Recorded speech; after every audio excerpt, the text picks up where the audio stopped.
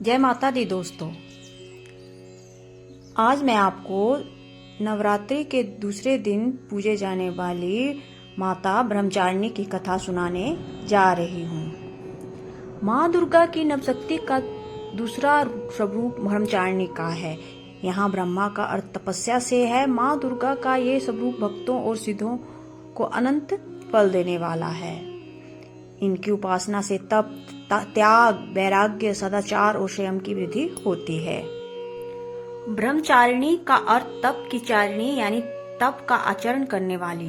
देवी का ये रूप पूर्ण ज्योतिर्मय और अत्यंत भव्य है।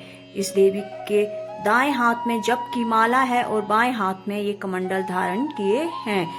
पूर्व जन्म में इस देवी ने हिमालय के घर पुत्री के रूप में जन्म लिया था और नारद जी के उपदेश से भगवान शंकर को पति रूप में प्राप्त करने के लिए घोर तपस्या की थी। इस कठिन तपस्या के कारण इन्हें तब ब्रह्मचारिणी नाम से अभिहित किया गया।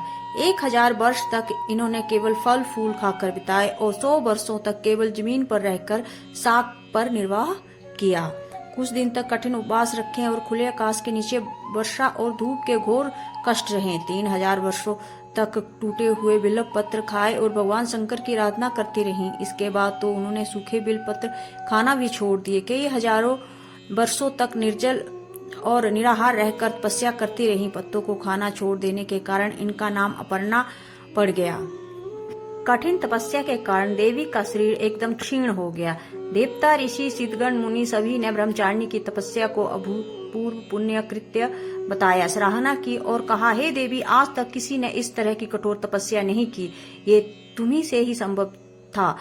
तुम्हारी मनोकामना परिपूर्ण होगी और भगवान चंद्रमौली शिव जी तुम्हें पति रूप में प्राप्त होंगे।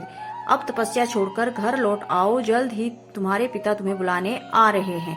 इस देवी की कथा का सार ये है कि जीवन के कठिन संघर्षों में भी मन विचलित नहीं होना चाहिए। माँ ब्रह्मचारिणी देवी की कृपा से सर्व सिद्धि प्राप्त होती है। दुर्गा पूजा के दूसरे दिन देवी के इसी स्वरूप की उपासना की जाती है।